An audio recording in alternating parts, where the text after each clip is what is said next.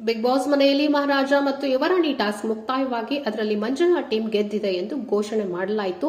ಆಗ captaincy ಓಟಕ್ಕೆ select ಆದವರು ಮಂಜು, ಗೌತಮಿ, ಸುರೇಶ್, ಭವ್ಯ, ಧನರಾಜ್ ಹಾಗೂ ಐಶ್ವರ್ಯ.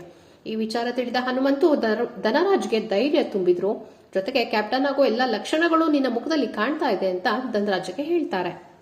ಕ್ಯಾಪ್ಟನ್ ಆಗಬೇಕು ಅಂತ ಏನೋ ಆಸೆ ಇದೆ, ಆದ್ರೆ ಕ್ಯಾಪ್ಟನ್ ಆದ್ಮೇಲೆ ಎಲ್ರೂ ಹುರಿದು ಮುಗ್ತಾರ ಅಂತ ಭಯ ಆಗ್ತಿದೆ ಅಂತ ಧನರಾಜ್ ಹೇಳಿದಾಗ ಹನುಮಂತು ಅವ್ರಿಗೆ ಯಾಕೆ ಹೆದರತ್ತೀಯ, ನೀನು ಇದ್ದಿದ್ದನ್ನ ಇದ್ದಾಗೆ ಹೇಳು ಅಂತ ಹನುಮಂತು ಹೇಳ್ತಾರೆ.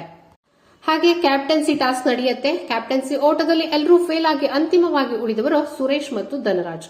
ಅವರಿಬ್ಬರ ಬಳಿ ಒಂದೊಂದು ಖಾಲಿ ಬಾಕ್ಸ್ ಇದ್ದವು. ಅದಕ್ಕೆ ಮನೆಯ ಸದಸ್ಯರು ಗಾರ್ಡನ್ ಏರಿಯಾದಲ್ಲಿದ್ದ ಡ್ರಮ್ನಿಂದ ಪಿಂಕ್ ಬಣ್ಣದ ನೀರನ್ನ ಸುರಿಯಬೇಕು. ಯಾರ ಡಬ್ಬಕ್ಕೆ ಕಡಿಮೆ ನೀರು ಬೀಳುತ್ತದೆಯೋ ಅವರೇ ಕ್ಯಾಪ್ಟನ್.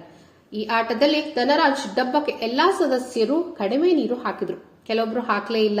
ಆಗ ಧನರಾಜ್ ಅವರು ಕ್ಯಾಪ್ಟನ್ ಪಟ್ಟ ಅಲಂಕರಿಸಿದ್ರು. ಆಟಕ್ಕೂ ಮುನ್ನ ಹನುಮಂತ ಹೇಳಿದ್ದು ಭವಿಷ್ಯ ಈ ರೀತಿಯಲ್ಲಿ ನಿಜವಾಯಿತು. ಬಿಗ್ ಬಾಸ್ ಮನೆಯಲ್ಲಿ ಮೊದಲ ಬಾರಿಗೆ ಕ್ಯಾಪ್ಟನ್ ಆದ ಖುಷಿಯಲ್ಲಿ ಧನರಾಜ್ ಮನೆಯ ತುಂಬಾ ಕುಣಿದಾಡಿದ್ರು. ಕ್ಯಾಪ್ಟನ್ ರೂಮ್ ನಲ್ಲಿ ಬಿದ್ದು ಹೊರಳಾಡಿದ್ರು. ಆದ್ರೆ ಕೊನೆ ಕ್ಷಣದಲ್ಲಿ ಕ್ಯಾಪ್ಟನ್ ಪಟ್ಟ ಮಿಸ್ ಆಗಿದ್ದು ಸುರೇಶ್ಗೆ ಬೇಸರವನ್ನು ಉಂಟು ಮಾಡಿತು. ಹಾಗಾಗಿ ಜಿಮ್ ಏರಿಯಾದಲ್ಲಿ ನಿಂತ್ಕೊಂಡು ಅವರು ಭಾವುಕರಾದ್ರು.